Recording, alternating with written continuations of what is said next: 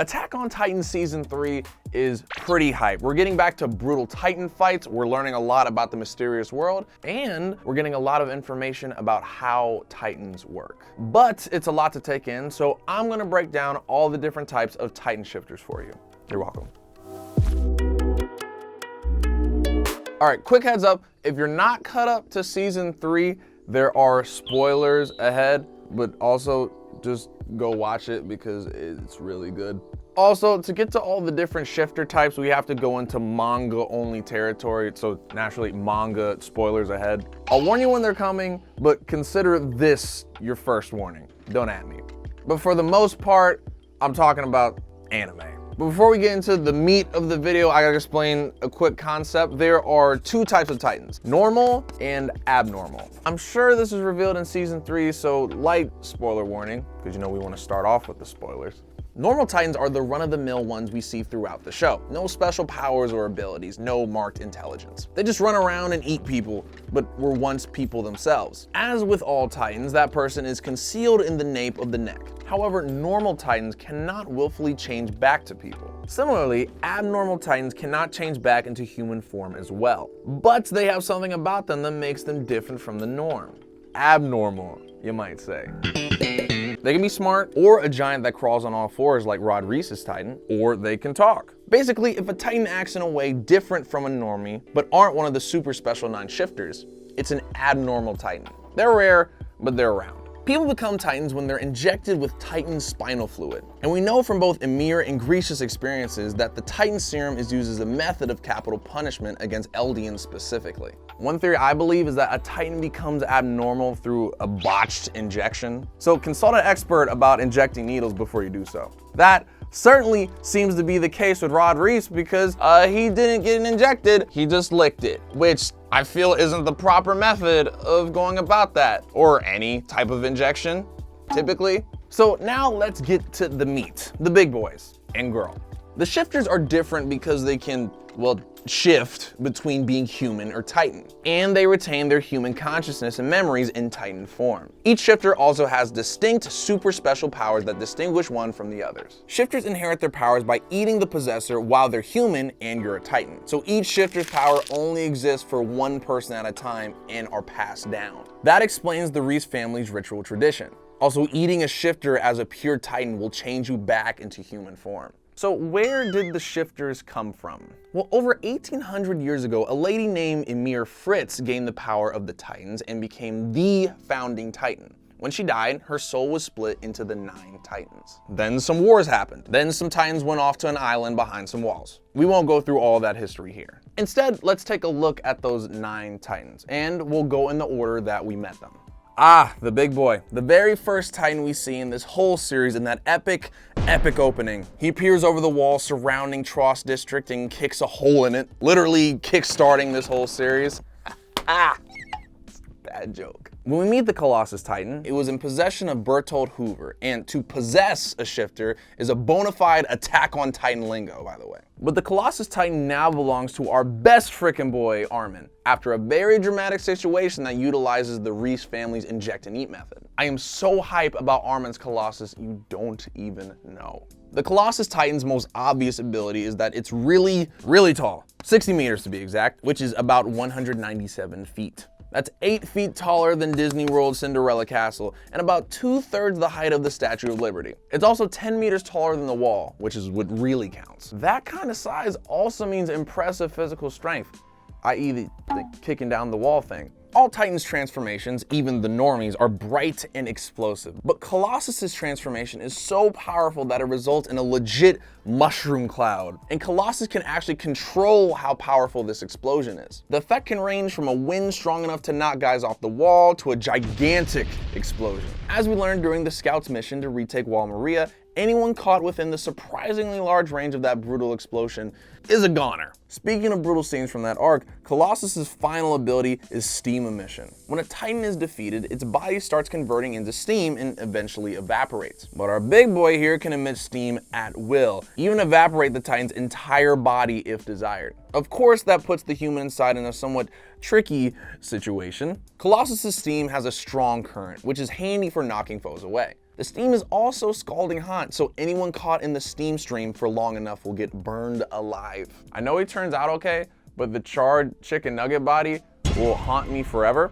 Next up is another classic, the Armored Titan. We first meet the Armored Titan in episode 2, when he enters through Colossus's hole in the Tross wall and charges through to create the hole in Wall Maria. The Armored Titan is in possession of our old pal Reiner Braun, who, like Bertold and Annie, worked from within the Survey Corps as he trained with Eren and company. The Armored Titan has only one ability, and it's pretty much self-explanatory. Its body is armored. Aha! Simple, but it makes Armor Boy so strong that it makes him almost impossible to attack. Especially because one piece of that armor is literally at the nape of his neck, which, if you didn't know, is the thing you need to cut to kill them. Cannon fire can't damage the armor, so blades obviously bounce right off it too. So far, the only thing the scouts can use to penetrate it is the Thunder Spears. Of course, a reverse full Nelson works pretty well too.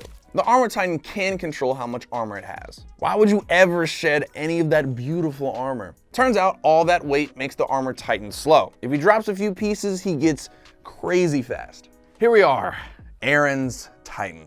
To be honest, when he came out of that Titan, I was just as surprised as everyone else on the show. And we now know much more about the Attack Titan, including its lineage. Eren got it from his pops, Grisha, via forced cannibalism, and Grisha got it from the Owl, an Eldian informant within the Marley government. But here's the wildest part. Even though the Attack Titan is incredibly useful and powerful and belongs to the protagonist, and the series is named after it, the Attack Titan's special abilities are unknown.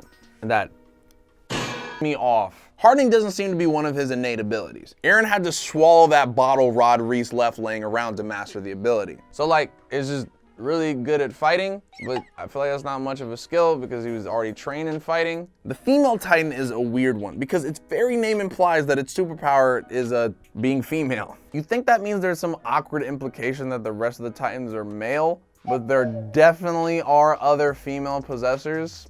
The female Titan is possessed by Annie Leonhardt, who trained with Eren and company alongside Bertold and Reiner. The Titan appears in the second half of the first season, attacking a scout expedition that had just left the walls in an attempt to snag Eren. The female Titan's so epic, it gets an entire arc named after it. The female Titan has a couple abilities other than its gender. Like the Founding and Beast Titans, the female Titan has the ability to draw pure Titans towards it. However, the female Titan can't really influence their actions. Once the pure Titans reach it, they start devouring the female Titan, which is a pretty serious downside for the person inside. The female Titan is also way more versatile and flexible than the other Titans. Its endurance is bonkers, and it's nimble enough to deliver the kind of high karate kicks that would be impossible for the Armored or Colossus Titans. Lastly, the female Titan can use hardening. Annie encased herself within that material when she was captured so that she wouldn't be interrogated. Of course, it's handy while it's in Titan form too. Aside from protection, it can harden its fists to make those swift punches that's much more devastating. Like, I'll punch your jaw off more devastating.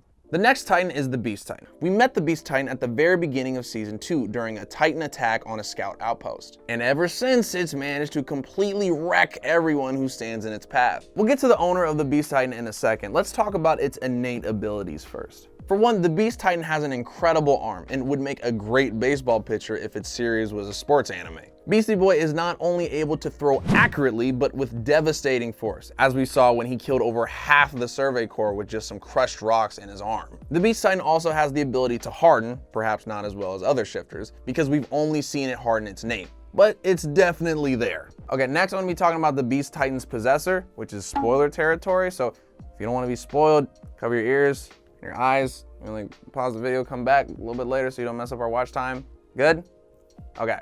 Now, the current person in possession of the Beast Titan is Zeke. That Zeke, as in Grisha's other son, with Dinah Fritz. You know, a descendant of Emir Fritz. What we're trying to say is Zeke's got royal blood, which means his Beast Titan gets a little extra oomph. A couple abilities reminiscent of the Founding Titan. One of those abilities is Spoiler City, so we're just gonna pass it over. But the other is Scream, the ability to control pure Titans to do whatever he pleases. We'll explain this a little better in just a second. But first, this one's a little bit of a spoiler, but it's not already using information that us anime fans can't already piece together. I'll remind our manga fans though that we're only talking about what's happened in the anime. Sorry y'all, but props to you for reading ahead. So Ymir has the Jaw Titan, like not Ymir Fritz, but our Ymir from the Survey Corps. Remember when she rose up from the ground as a normie titan and ate Berthold and Reiner's friend, and then changed back into human? Yeah, that's how she got the Jaw Titan in the first place. We first met the Jaw Titan in Utgard Castle, when the scouts were cornered in Titan Hell, and Ymir revealed her Titan transformation to save everybody. And by everybody, I mean Historia. Everyone else was just lucky to be there. The Jaw Titan is the smallest of the 9 Titans. Its abilities are simple but effective. For one, the Jaw Titan is super agile and incredibly fast, arguably the fastest of the 9. There's also the Titan's jaw strength, hence the name. That strength is also harbored in the Titan's nails. Both its claws and jaws can basically smash through anything at once. They can rip through Titan flesh as if it were absolutely nothing, but it can also tear through much tougher material than that. Although we only meet the Founding Titan in the first half of Season 3, the Founding Titan is the first of all Titans. Its abilities, which we'll get to in a second, are perfectly suited for controlling people and Titans alike. So the Founding Titan has been passed down through the royal family for ages. During the ritual, the next of kin is injected with the Titan serum and then devours the present king or queen. The Founding Titan was Frida Reese until Aaron's dad ate her and killed every other Reese except Rod. Which means Aaron presently has the Founding Titan. Grisha's murder party was a cruel and barbaric move, but an incredibly smart one. The Founding Titan's abilities are a little lopsided. 2 of these abilities haven't been mentioned in the anime yet, and one is a particularly massive spoiler, so we won't go into it, but you can kind of see it coming. So let's talk about the other 2. One big one is Titan Control, better known as Scream. This isn't the female Titan's mere call them to you ability. The Founding Titan is able to make Titans do pretty much whatever they command. We're talking complete control. We saw Aaron use this accidentally to get a bunch of Titans to gang up and attack another. The Founding Titan's other major ability is memory manipulation on humans. It doesn't work on a select few people of nobility, but the Founding Titan is able to make everyone else, including everyone inside the walls, forget about whatever they please. Which is why no one remembers anything about humanity before 100 years ago. Erwin Smith would be proud we're all coming around to his favorite conspiracy. The Founding Titan also inherits all the memories of its forebears, which means the Founding Titan knows about what's up with all this mess. However, only someone of the royal bloodline is able to use the true potential of the Founding Titan. As an outsider, Aaron can use the Scream, but he hasn't inherited the Founding Titan's memories, and we're not sure if he can pull the whole memory erasing trick. Oh, and one more important detail, the Founding Titan does not have to transform to use these abilities. This is even true for Aaron when he used Scream for the first time. Frida Reese could even silently use the memory erasure ability to make Historia's memories of her go away. And now, here's another strange Titan, the Cart Titan, because they have a cart. A cart. We just met old Cardi during that heartbreaking mission to retake Wall Maria. It was concealing Berthold in a box on its back, and then Zeke used it to escape. I'll admit, I initially thought it looked kinda useless and weird, but I'm already being proven wrong. And it looks like that'll continue. The biggest reason the Cart Titan looks weird is because it operates on 4 feet. Not a weird hulking crawler like Rod Reese's abnormal Titan, but a bona fide quadruped. And that gives it some pretty cool moves. For one, the Cart Titan's endurance is off the charts. The Possessor, who I'm not gonna mention for spoiler reasons, can stay in the Titan form longer than any of the other shifters. Plus, the Cart Titan can go on super long journeys without getting tired, and it can carry machine gun turrets on its back. Granted, if you make a gun big enough, all the Titan shifters can carry it. That'd really change the dynamic of the show. The trade-off is that the Cart Titan has the lowest defense of all the shifters. Because, I mean, look at it. How well could that thing possibly fight? At least the Cart Titan is impressively fast, which makes sense because,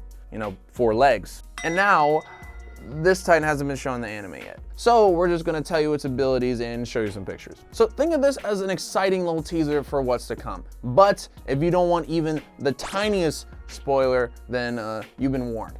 But still come back for the outro, because I wasn't kidding about the watch time thing, please. The Warhammer Titan. Already sounds pretty sweet, right? So you know how shifters are able to use hardening? This one can too, but with a twist out of Edward Elric's book. Warhammer has structural hardening. It can freely create and manipulate matter, which ends up being made of the hardest Titan material. Meaning this bro can produce weapons, like a Warhammer, obviously because that was the name. Also, Warhammer is the only Titan that can remove its human possessor from the nape of the neck, allowing the human possessor to control the Titan remotely via a weird flesh cable. All right, it is weird, that's weird. Like, they couldn't like do it Nintendo Switch style, I guess. as anime fans, we have something to look forward to. And hey, you should also look forward to more Getting the Robot videos. Haha, we're your anime explainer. I'm Kurt, this is Getting the Robot. Thanks for watching.